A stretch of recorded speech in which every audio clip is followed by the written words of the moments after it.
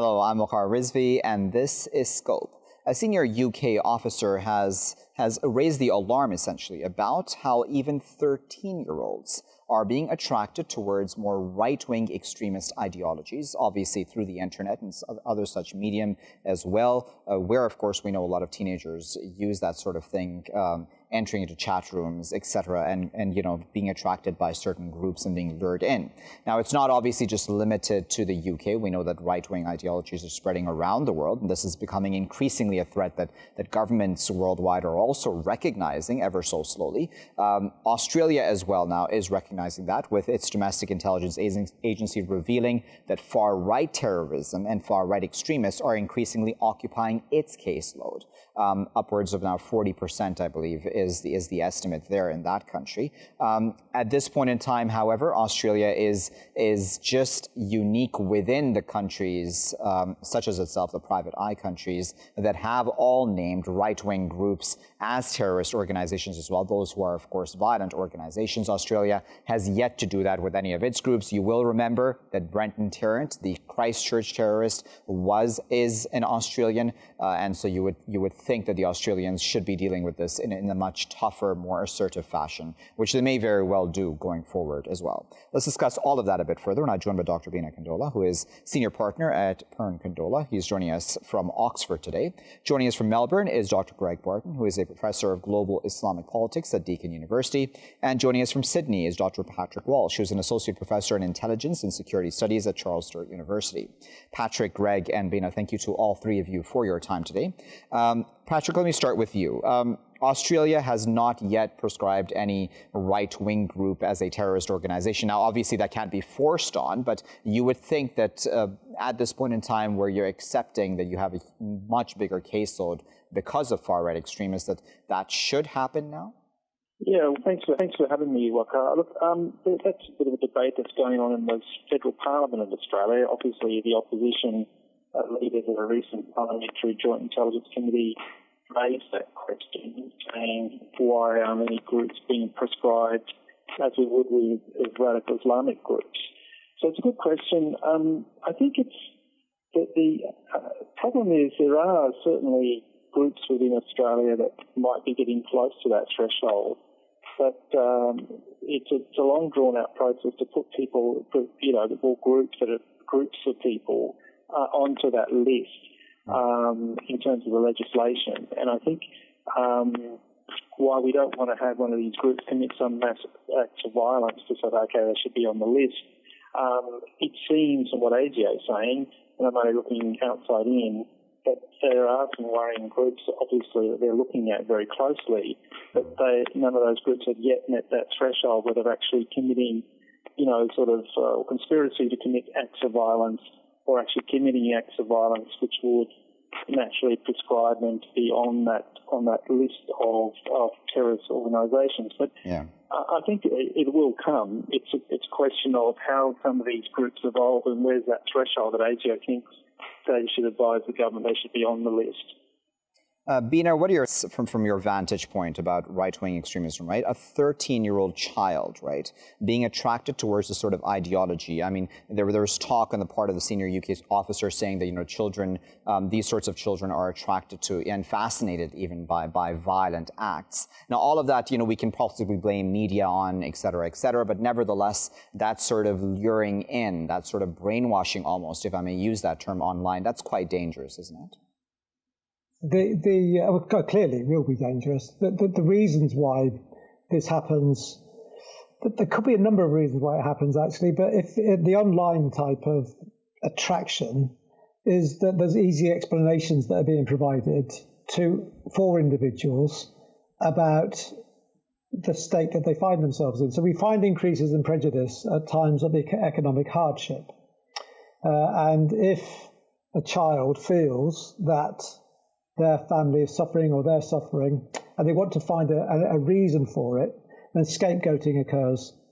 In fact, scapegoating increases at times of scapegoating and xenophobia actually increase during times of pandemics as well.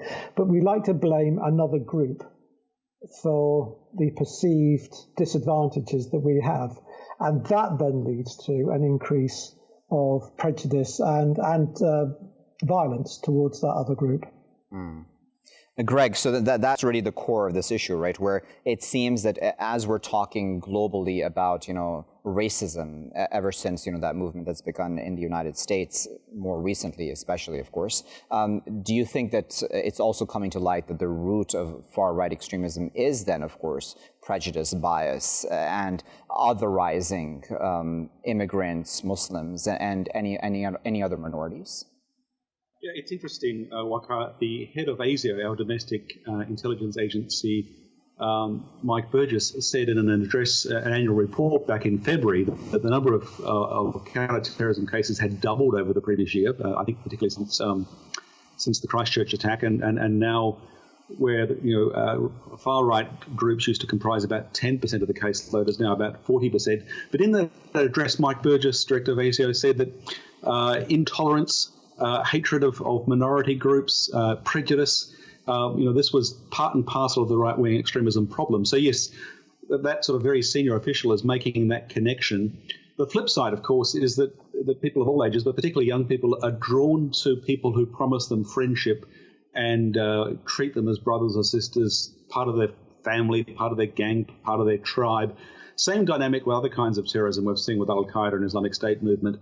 It's that pull factor of wanting to be acknowledged and belong and received and getting recognition by people who seem cool and who are in on a secret. They can explain the conspiracy of why other people are treating you badly, and they say that your personal problems are part of a cosmic struggle. So that same toxic cocktail we're seeing with right-wing extremist groups as well. But yeah, that element of hatred is a very important element.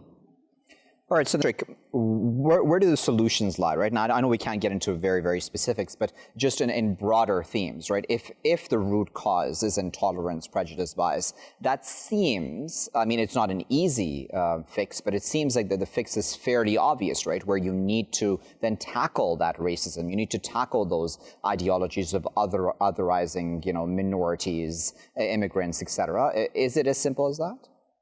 Yeah, look, it's a multi-layered thing, Waqar, and it's obviously, from my perspective, which is intelligence security, there's naturally, there's a lot of, in Five Eyes and Intelligence Alliance, including Australia, there's been a lot of learning since Christchurch in understanding more radical white extremism. But there needs to be a lot more understanding in our intelligence and broader law enforcement community. That's one thing. Another thing is some of the sort of fixated sort of units that are being set up to capture people that might be mentally ill or have social problems that aren't really on the police databases or intelligence databases someone that they need to watch. Some of that can be used in this right-wing extremism space, looking at sort of someone's life story, where are they heading, what's their trajectory, these sort of fixated sort of people that are ideologically captured by these groups to end up in wanting to belong somewhere, which Greg said. There's also the idea we need to look at more of the hate speech laws and regulations in Australia and across the little democracies. I think, Jacinta Ardern after the Christchurch has tried to look at that a bit. But it's really a situation where you have to try and control some of the narrative, not to sort of knock off free speech, but come up with some guidelines. And as hard as this is, that social media companies and platforms that support these sort of extremists, that at least the platforms can be held to be more compliant with, what is compliant or aligned with harmonious sort of discourse rather than promoting, engendering hate, which can then turn to violence. So I don't think there's any easy solution to any of this. There's also counter-environment extremism, which hasn't been done very well in the right-wing extremist sort of area in Australia at the moment. So it's a multi-pronged approach, I think, Waqar, rather than one thing, right. And any of the steps are difficult. Indeed. And, Binna, I would imagine the challenge is that much bigger when you realize that it's sometimes really down to politicians' own rhetoric and them almost feeding into this ideology, possibly not directly and not directly calling for violence or hatred towards anybody, but, even implicitly. That creates a huge hurdle, doesn't it, be it the UK, Australia, or anywhere else in the world? I think you're right, actually. It doesn't have to, obviously the overt rhetoric makes a difference, but the subtle messages that are communicated. In Britain, for example, the messages a few weeks ago were that communities shouldn't be gathering together, particularly in the northwest of Britain, northwest of England. They shouldn't be gathering together because it's spreading, because it's leading to peaks in COVID-19. Right. This was during Eid. This is what was said right during Eid, and then it was found out that in one particular town there was this peak, this spike. It was due to one individual who came from holiday. I think he was in Spain. He came back, didn't self-quarantine, went out partying on pub crawls, not just one pub, on pub crawls, and he single-handedly infected 300 people. Yet the subtle messages were, can communities not get together? Can you? So the subtle message was, oh, it's you lot, you're causing the problem, and yet it was one person. And I think these subtle messages can be just as damaging because people tune into that. And when you're talking about younger people, this kind of attraction to a simple-minded answer, that the research has been done on nationalism in the United Kingdom, for example, and people who consider themselves to be nationalists kind of think, there was a question about how much of the history of the world has Britain contributed to. They think that they actually believe that Britain has contributed to something like 60% of world's history.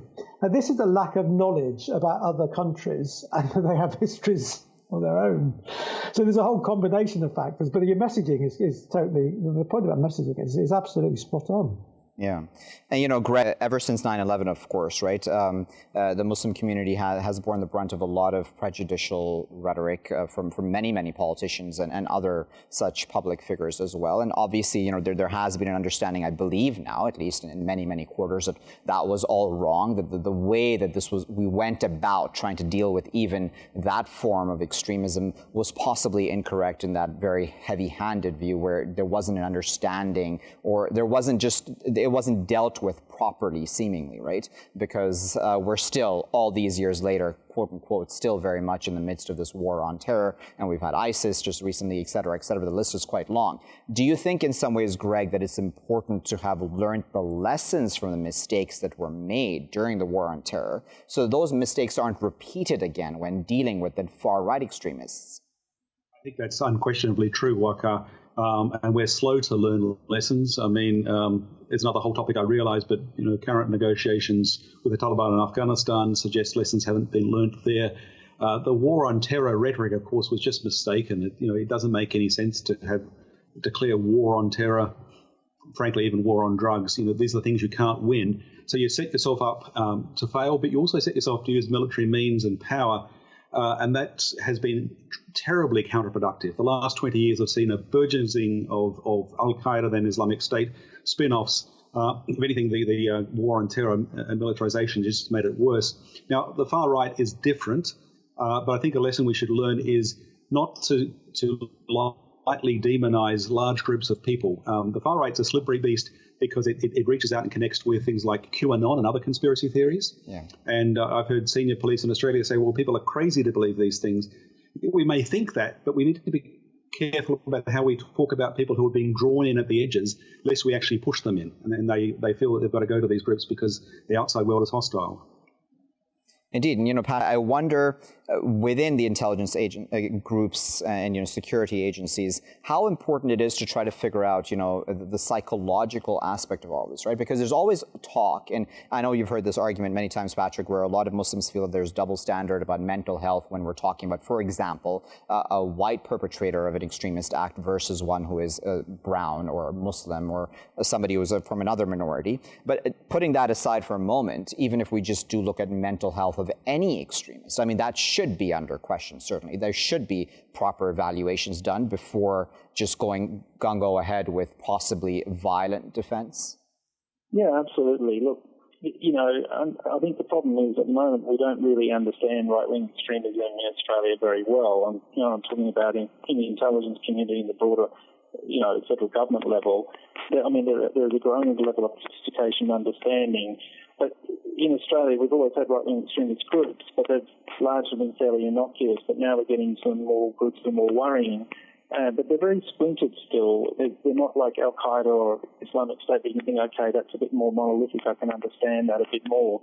So it's really a bunch of smaller groups of people which potentially could even be more dangerous because they're more diffuse, and it's harder for the intelligence community to understand the behaviours, the motivations in those groups. So, yes, I think psychology is a very important part of it, and that needs to be understood. And there are pathways to radicalisation for right-wing extremists. Although, you heard the ASIO Deputy Director General say in Parliamentary Committee meeting this week that they are borrowing some of the communication and radicalisation strategies that Islamic State has used. That might be true, but let's not just see them as a carbon copy of each other. We need to understand the subtleties, the psychology behind some of these people, what's driving them, and not oversimplify and say, well, they're just another branch of terrorism. So, we need to understand them, and I don't think we have that level of understanding, and when people talk about right-wing extremism, it's anything from someone just, sort of rebel flag to someone that actually is really got happy to prepare a bomb and take down liberal democracy. So it's everything in between.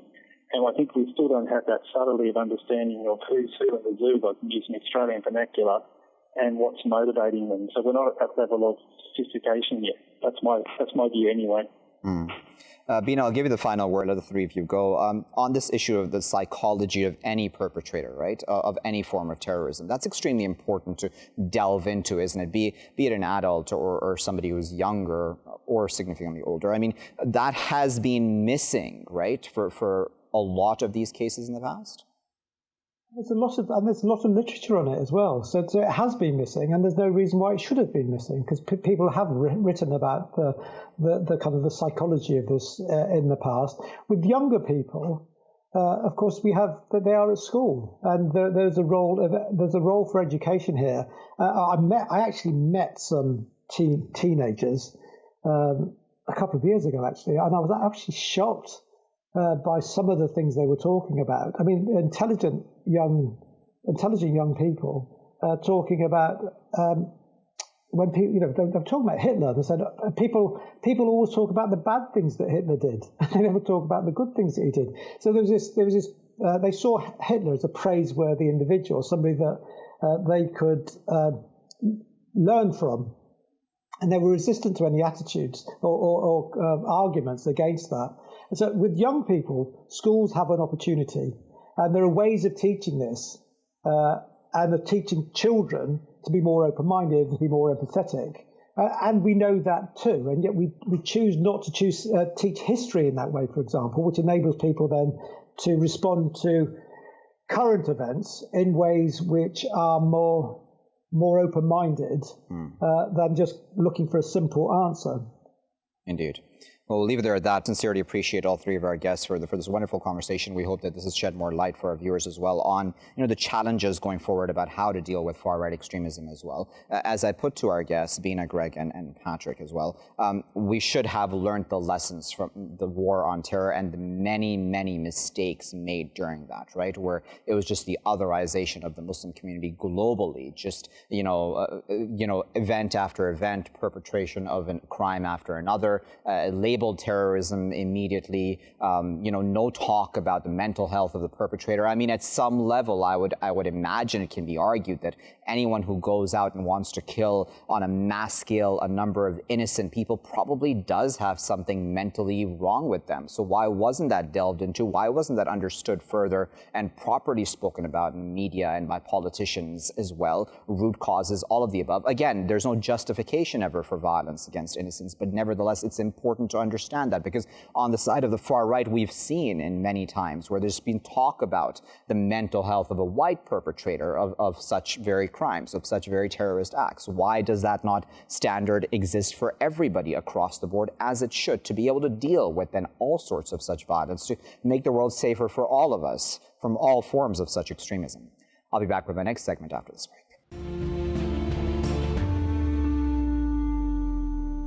Welcome back, viewers. You're still here in Scope with me, Waqar Rizvi. Now, Donald Trump, and this has created some controversy, as many of you probably have been following in international news, has said that he cannot commit to a peaceful transfer of power in the U.S. come the election results past November of this year.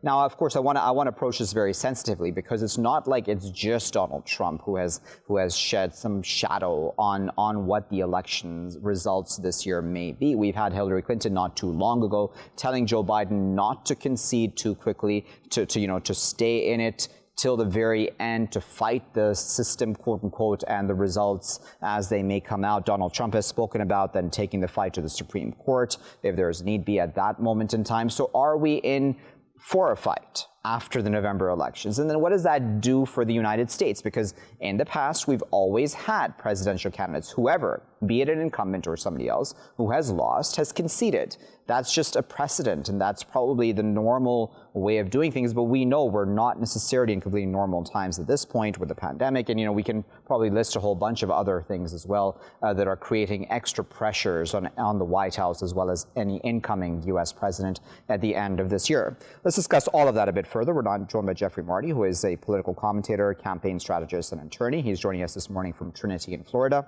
Joining us from Sydney is Dr. S. George Marano, who is a political analyst who specializes in geopolitics, geoeconomics, U.S. elections, etc. And joining us from London is Dr. Peter McCaffery, who is a U.S. political expert, and he's also a consultant. Peter, George, and Jeffrey, thank you to all three of you for your time today. Jeffrey, let me start with you. We have had, to be fair again to Donald Trump, Biden even saying, and I'm quoting Biden exactly right now, that does anyone believe there will be less violence in America if Trump is reelected? And then we had Clinton as well telling Biden not to concede. Nevertheless, for the sitting president to also imply that he may not accept the election results, that's not really helpful, is it, to the situation? Look, good morning. I believe that the problem that they're having here is it sounds nice to assume that there would be a peaceful transition of power, but you're going to have ballots coming in after November 3rd for 7 days, and I think California said 13 days, which means that if Donald Trump wins the election in a landslide, which I know the polling says he will not, but he wasn't supposed to win the 2016 election either, then we're going to have these ballots coming in from other states, and I believe it's actually going to provoke a great deal of rioting and other unrest that we've seen even in the past few months, such as rioters almost trying to take over the White House and burning a church across the street. So I don't think that this is a safe assumption that it's a peaceful transfer, because the ballots themselves are being sent to whoever is on the other end. I don't even know where they're getting these lists, but I heard of one case where a person received one for his cat. So how secure the system is very much up for question, and I believe that's the problem that President Trump is addressing when he says that he's not going to accept the results necessarily. George, I would think then that the system should ensure that there are safeguards in place so that there isn't misuse of mail-in balloting. I mean, yes, I mean, Donald Trump's been speaking about that from very early on, saying that he doesn't trust mail-in voting. The other side continues to say, no, he's wrong on that. The statistics don't support his version or his quote-unquote theory on whether mail-in balloting can really be misused. What are your thoughts on that?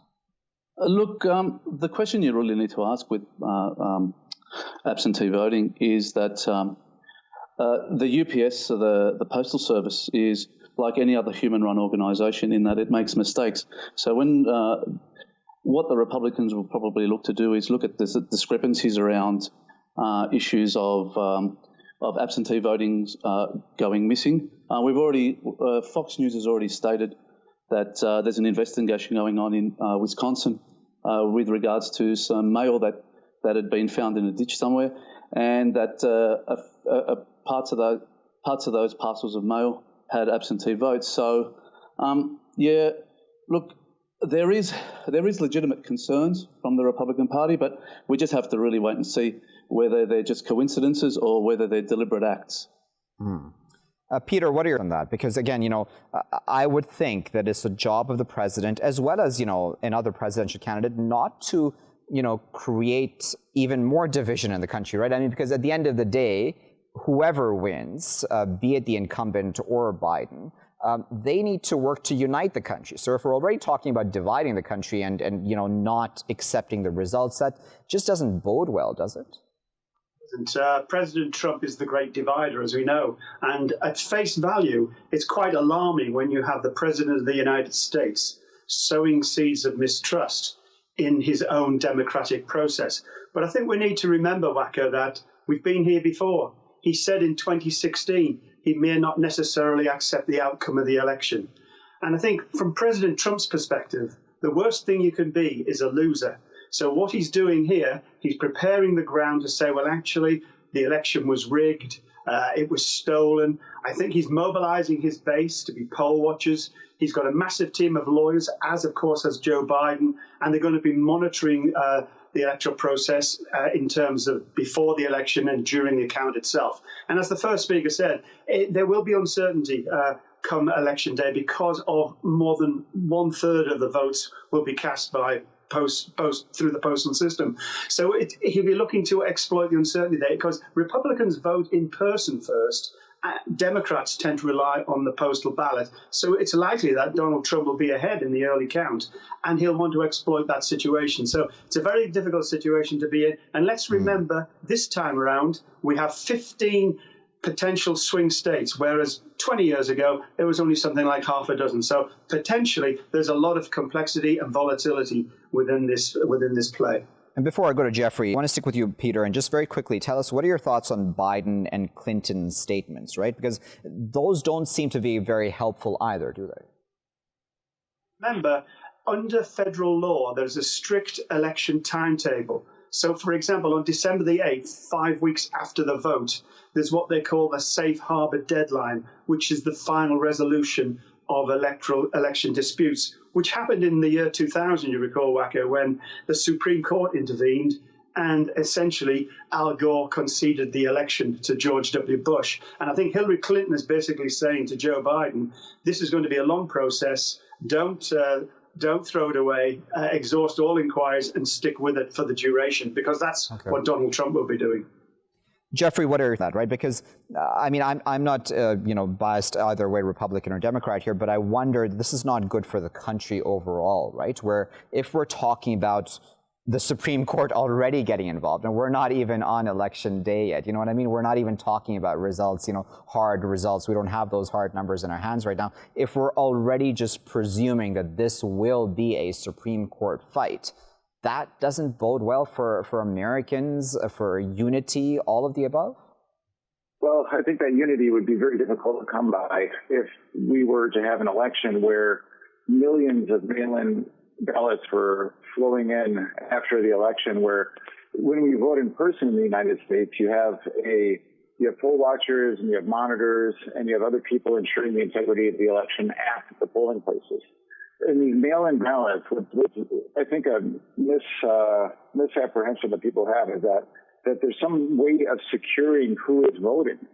You're just taking lists of names and sending these ballots to wherever the last known address was, and people are getting ballots for people who don't even live in those places anymore. How can you check that? I mean, you could have monitors and poll watchers, but you don't have anyone monitoring that process. 60,000 homeless people in Los Angeles alone. I mean, what happens when their ballots go to wherever their last known address was, or in any other area of the United States where you have, and let's face it, I mean, Democrat-controlled cities are a lot of the places where these riots are happening, where the National Guard's not getting called out, where these mail-in ballots are being used. And we're already seeing a frightening trend toward a lack of democracy in those places, and the mail-in ballot is just an extension of what's been going on for the last several months. But then, but Jeffrey, to be fair, I mean, we knew, didn't we? I mean, we had the forewarning that possibly the elections would still very much be in the midst of the pandemic, right? So do you not think that the authorities, the establishment, the powers to be should have planned better for this? I mean, strategized better for this? Because, that concern is valid, is it not? That we are still going to be in the midst of a pandemic come November, and, people's health is also a priority. I would agree that people's health is a priority and that there should be a process to have an absentee voting system where there are checks on identity. I'm actually a mail-in voter myself as far as absentee voting goes, but that required me to prove my identity and my address at what is a Department of Motor Vehicles, our version of it in Florida. And that's how I get that ballot. I sign it. They can check the signature versus a signature I've previously provided. We don't have any of that with mail-in voting. This is going to be vote harvesting, and there's going to be massive voter fraud. I think we're already seeing that, where ballots are dumped in Pennsylvania. All of them happen to be for Trump, except for 2 that were unknown. And then now that we have an investigation going on in Wisconsin, and this is just in the very early days. I can only imagine when 15 states are doing this at the same time and resisting investigation into that process and switching the results of the election. It will cause massive unrest. And that's the thing that's going to be anti-democratic, ununifying. It's going to rip the country apart. Indeed, and George, on the point then about ripping the country apart, right? I mean, the world looks to, as you well know, George, towards America as, this beacon of democracy, et cetera, right? And if this puts into question American democracy overall, what kind of an impact does this have, not just, of course, domestically, but internationally? Yeah, it's kind of questions America's role in the world as the sort of the custodian of the Western liberal order. However, there's going to be, fissures will certainly increase as we lead up into the election and post-election. But I think in the background, cooler heads will prevail. They will try and work things out between the Democrats and the Republicans. A lot of people are saying that the next election will be an inflection point. I somehow don't agree. I mean, we're already seeing rioting on the streets. There's a certain point that it will reach, but after that, I think both parties will come together and try and work something, irrespective of who wins. If it's Trump that wins, that's fantastic. The Democrats will sort of concede and try and alleviate some of those issues, those social issues that are happening at the moment. If it's the Republicans that lose, if it's Trump that loses, if there are concerns, if there are legitimate concerns, then they'll certainly be taken up. But if there isn't, the Republican Party has already stated that if Trump loses, they will concede defeat. So, we always, everybody thinks it's going to be doomsday. I kind of disagree with that. I think cooler heads will prevail, and things will get back to normal over the long term. All right, George, I'm going to push you on that fact, right? Because I don't you see as well as the rest of us do that their emotions are really, really high on both sides, right? I mean, on Donald Trump's side, his supporters are, gung ho on his side, and those who are on Biden's side, they want Trump out, right? That's essentially the motto. I mean, even when he recently came out to pay honors to the recent Chief Justice who passed away of the Supreme Court, there's so much emotion in all of this that I imagine that also pressurizes the respective political parties, doesn't it? It does, but eventually they're going to have to come together and say this is going to hurt all of us, right? And it'll hurt us not only socially, but where it really matters, economically, right? We start to see slumps in the stock market. We start to see America's standing globally start to diminish as well, and it affects both sides. Partisan politics can only be okay in a domestic setting. Once it starts to affect them economically and internationally, that's when they'll come together and they'll try and work things out. Okay, so Peter, do you think maybe we're being a bit too doomsday, as George there said? Maybe this will, in the end, work out?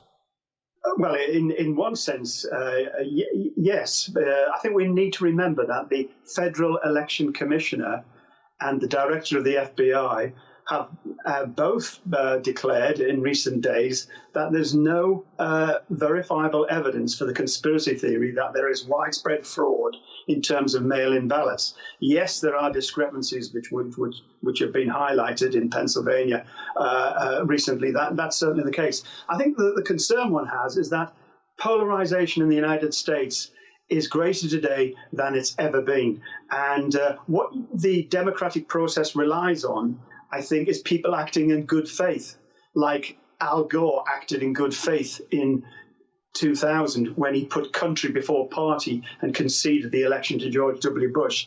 I think this time around, I don't see the individuals doing that. And it could get, after the election itself on November the 3rd, we won't know the outcome on the first night. It's likely to go on for several days, and it's that kind of uncertainty which which could be exploited by both sides in terms of the eventual outcome of the election. But I think we all come up against the Constitution in the end. The 20th Amendment of the US Constitution says very firmly that the new administration will be inaugurated on January the 20th at noon. And to change that, you need a 2/3 majority in both houses of Congress. That's not going to happen. I think what is interesting, though, is the dynamic of our conversation is that it distracts away from coronavirus and the 200,000 deaths in America, which Donald Trump wants to turn the page on. But equally, you mentioned the Supreme Court Justice nominee. Well, this weekend, he'll nominate a US Court Justice who may well determine his electoral fate when she joins the bench. So then, Jeffrey, you are a law expert as well. Do you have, Jeffrey, confidence in the American judicial system, in the law, and how it's been set up to deal with whatever may come, and that will resolve whatever concerns both sides may have about the election results? Well, in 2000, Al Gore and George W. Bush were in a patched legal battle after the election, and they were deciding to punch through ballots with the hanging chads, and I think all of America was following that at the time in Florida. It was pretty hotly contested then, and there were a lot of protests and unrest and things going on at that time. But this time, it's a different scenario because it seems like the Democratic governors are the ones who are going to be probably going to have the results of their elections challenged, and that probably will go to the Supreme Court if it's decisive. If it's not decisive, then it won't matter. But it's very likely that with all of these mail-in ballots that would be challenged, and I think that it would probably go all the way to the Supreme Court and would be decided by maybe a 5-4 majority. It's possible, and then that will cause division. So it's you use the tools when you're in office that are given to you, and Donald Trump is definitely allowed to appoint his Supreme Court justice. The Senate is definitely allowed to confirm that person, and that's just the way that things work. So it's possible that it will be decided in court. It's also possible that it will not be, and that the numbers will be far different than people are predicting right now as far as the polls and Trump's ability to win just legitimately outright on November 3rd. A possibility. Very well. We'll have to leave the final word as clock has gotten the best of us, but we do sincerely appreciate all three of our guests, Jeffrey, George, and Peter, for their time today, for their insight on this really important discussion, right? Because as Peter there said, I mean, this may very well be the perfect distraction from that 200,000 number of coronavirus in the U.S., of deaths, that is. But this is nevertheless important for American democracy, right? I mean, if we're having both sides essentially predicting some sort of unrest and, major disagreements about election results, an election that has not even yet taken place, a fight in the Supreme Court. We've even had commentators on more American channels talking openly about a second civil war. Tom Friedman just spoke about that, in fact, with Anderson Cooper. I'm seeing those headlines right now blowing up on Twitter. So, I mean, that sort of discussion, that sort of rhetoric is not helpful, because at the end of the day, whoever wins in November, be it the incumbent Donald Trump or be it Joe Biden, he has to unite the country behind him and his leadership. You can't have a president, presiding over the country and leading the country if so many people don't actually believe he even deserves to be in the White House. I mean, that's a weird dynamic that all of us around the world are also then looking from the outside in and trying to figure out, hey, is this what really American democracy has come down to in the year 2020? I'll leave it there for now. I've been Waqar Rizvi. Thanks for watching.